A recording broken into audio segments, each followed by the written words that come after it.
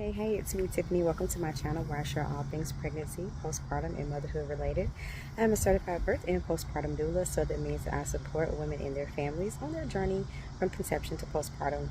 If you haven't had a chance yet, please check out my website at www.nurturebytiff.com, where you can check out my doula services that I offer. You can check out my childbirth education courses and my merch. So y'all, I'm currently on vacation right now. I had to come to Atlanta and handle a little bit of business and see some of my people. I used to live here a few years ago, so I just came back just to take care of a little bit of stuff.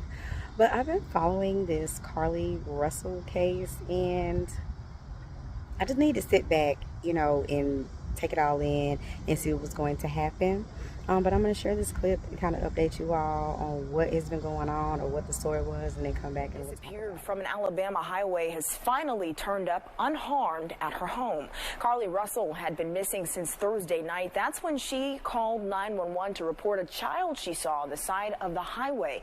When officers arrived, they found her car, but no sign of her or the child. Her disappearance immediately sparked national headlines.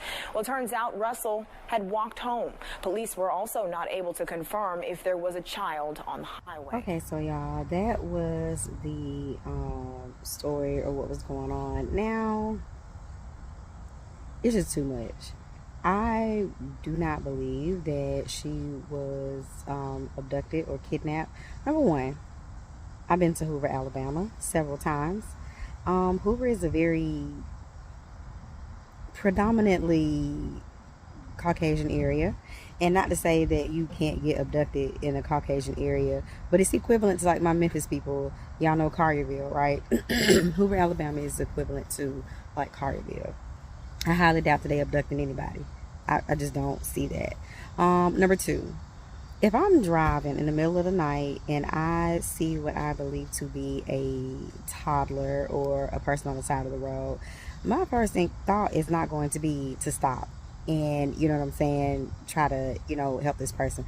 I'm calling 911, and I might go and exit up or whatever, just to see, the police come out and all the good jazz. But I'm not gonna stop and pull over and, try to play superhero, Wonder Woman, and all this stuff, especially in the middle of the night. It's too much stuff going on. And there are actually people that are being kidnapped or being abducted and taken into like human trafficking and stuff. And so for her to cry wolf, which I think that's what she was doing, is foul. Number three, so she got kidnapped, took it into the woods. They did her hair, did her nails, and fed her Cheez-Its. And then there have been reports of like her being kicked out of, I think, like nursing school. Like she failed out of nursing school, and she also got fired from her job for like stealing. Now this hearsay, I don't know if that's 100% accurate or what really happened, but this whole story, like, come on,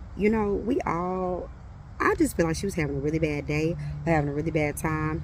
Stuff was seeming like it was crumbling or falling down around her or whatever, and she felt like in order to get out of whatever situation she was in, that she needs to come up with this immaculate story of her being kidnapped. You ain't got to do all that. People go through worse things every day, and they just dust themselves off, get up, and figure out something else the next day. But for you to sit back and say that, you were taken. Oh, and speaking of taken, they said that allegedly she was looking up the movie Taken. She was looking up like Amber Alerts and all stuff like that. So it's like, really, I feel like this is something that she planned. And what really got me more so than anything is we had so many people like posting on their social media, celebrities, like people just like really jumping on the bandwagon of trying to get this woman, found and saved or whatever. And here it is. It seems to have been a hoax. Like it wasn't even real, or allegedly wasn't even real. I'm not gonna say that she wasn't, but I don't honestly feel like she was. I just really don't. That is just me, my honest opinion, and there are other people who feel the same way.